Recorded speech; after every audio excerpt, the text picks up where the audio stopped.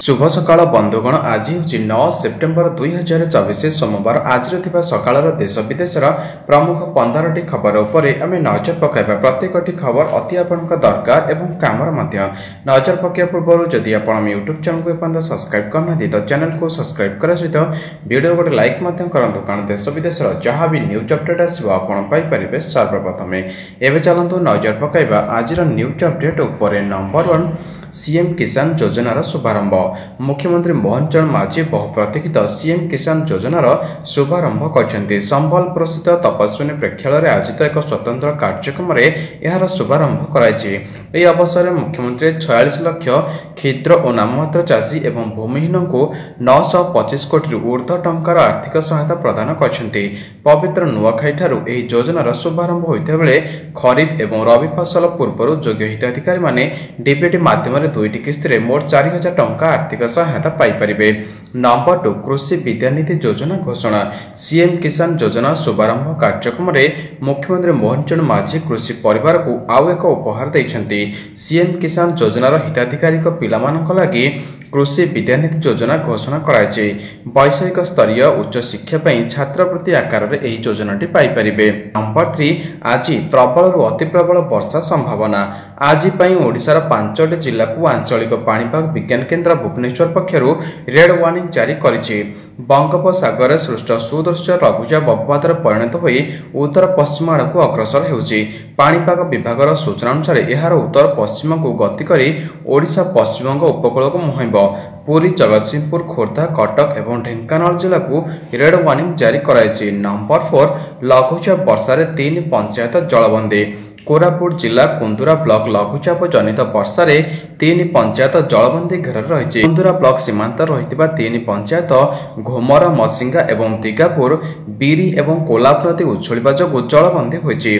प्राय 800 एकर जमी वर्षा जल भर्ती हो रही जहां नहीं चिंतार चाषीकूल एवं दिगापुर ग्रामर 10टी घर लगाण वर्षा भुशुड़ी पड़ी। नंबर 5 बालुका कलारे नुआखाई पश्चिम ओडिशा गणपर्व नुआखाई उपलक्षे चलचंचल हो उठी गाँठू सहर। यह अवसर में कलाहांडी जिला कलामुंडा ब्लॉक गजबाहल पंचायतर ग्रामर अंतर्जातीय बालुका शिल्पी ओम प्रकाश साहू आदिवासी जनजीवन एक कलाकृति निर्माण कर नुआखाईर महल को आहरी जमी देइछन्ति। नंबर 6 संबलपुर द्वितीय एम्स राज्य में द्वितीय एम्स एने बड़ घोषणा करछन्ति मुख्यमंत्री मोहन माझी।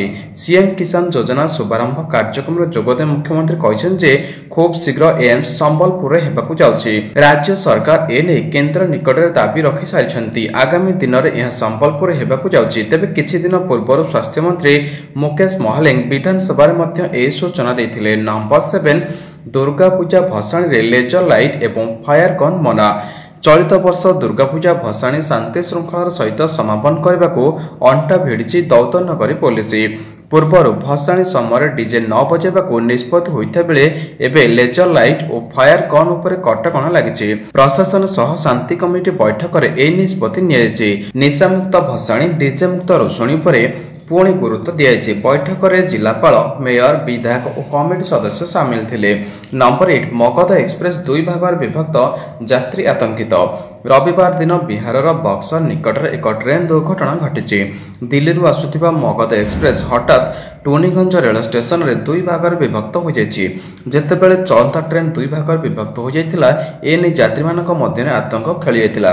ट्रेन निकट में लोकों भीड़ जमीला। लोक पायलट तुरंत ट्रेन को अटकाई। सूचना पाइबा पर रेल विभाग अधिकारी घटनास्थल में पहुंचते तेज ए दुर्घटना कौन क्षयक्षति होना। नंबर 9 स्वतंत्र ओलंपिक्स जातीय पोलिंग नुआ दिल्ली रोमल जोरकोर अनुष्ठित स्वतंत्र ओलंपिक्स खेलाड़ी प्रथम जातीय पोलिंग प्रतियोगिता ओडिशा को गोटे लेखाएं स्वर्ण और कांस्य पदक मिली। असीमा ऐश्वर्या एवं संगीता नायकों को नहीं गठित ओडिशा महिला दल स्वर्ण पदक जीति। सेहिभଳି देवाशीष और किरण नाग को नहीं गठित ओडिशा पुरुष दल कांस्य पदक जीति। ओडिशा दल सह विवेकानंद महांती और लिलीबुला महापात्र प्रशिक्षक भाव दायित्व तुलाउथिले। नंबर 10 ओडिशारे चलिबो चतुर्थ वंदे भारत एक्सप्रेस। आसंता 15 रे ओडिशारे चलिबो चतुर्थ वंदे भारत एक्सप्रेस। झारखंडर टाटा नगर और ब्रह्मपुर मध्य दौड़िबो एही ट्रेन। एथिपई समस्त प्रक्रिया एक प्रकार चूड़ांत होइछि। मंगलवार व्यतीत सप्ताह को 6 दिन चलिबो एही एक्सप्रेस। टाटा नगर और ब्रह्मपुर पर्यंत 586 किलोमीटर दूरता पाखापाखि 9 घंटा अतिक्रम करिबो।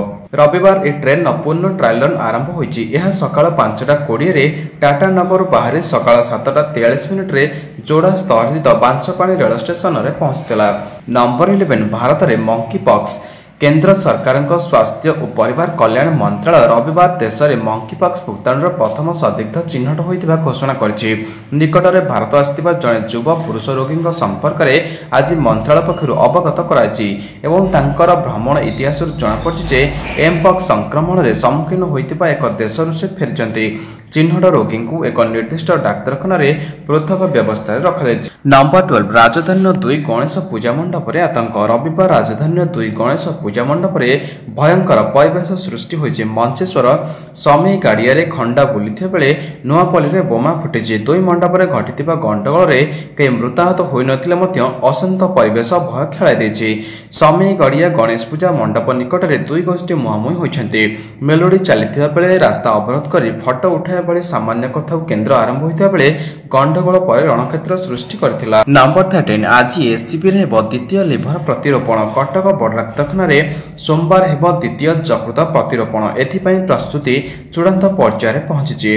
रविवार एआईजी टीम एससीबी रे पहुंची स्थिति समीक्षा करने सह दाता और ग्रहीता स्वास्थ्यवस्था तदारख करछन्ति। सरकारी व्यवस्था रे मागण रे द्वितीय थर लिभर प्रतिरोपण करी कटक बड़ डाक्तरखाना नुआ इतिहास रचिबाकू जाउछि। नंबर 14 2025 युक्त 2 परीक्षा प्रस्तुति। 2025 रे हेबाकू थिबा युक्त 2 प्रैक्टिकल और थियोरी परीक्षा पई प्रस्तुति जोरदार होइछि। उच्च माध्यमिक शिक्षा परिषद द्वारा परिचालित हेउथिबा एही परीक्षा पई हातरे आ 4 मास बाकी रहिछि। ता पूर्व परीक्षा केन्द्र में सीसीटीवी लगाइबा को परिषद पक्षर निर्देश दिया। परीक्षा को स्वच्छ और सहज करने को परिचालन हब केन्द्र सुपरिटेडेंट कार्यालय परीक्षा हॉल सेल्फ फाइनेंसिंग कॉलेज समस्त लैबोरेटरी सीसीटीवी बाध्यतामूलक होइछि। नंबर 15 बीएसएनएल लॉन्च कला लाइव टीवी ऐप। सरकारी telecom company Bharat Sanchar Nigam limited TV जगत में प्रवेश करिछि। बीएसएनएल लाइव टीवी एप्लिकेशन आरंभ करिछि। एही ऐप प्रारंभ रे एंड्रॉइड टीवी पे उपलब्ध। गूगल प्ले स्टोर रु एहाको डाउनलोड करा जाय परिबो। तथापि यार अवशिष्ट वैशिष्ट्य गुड़िक ए पर्यंत जଣା पड़ी नाही।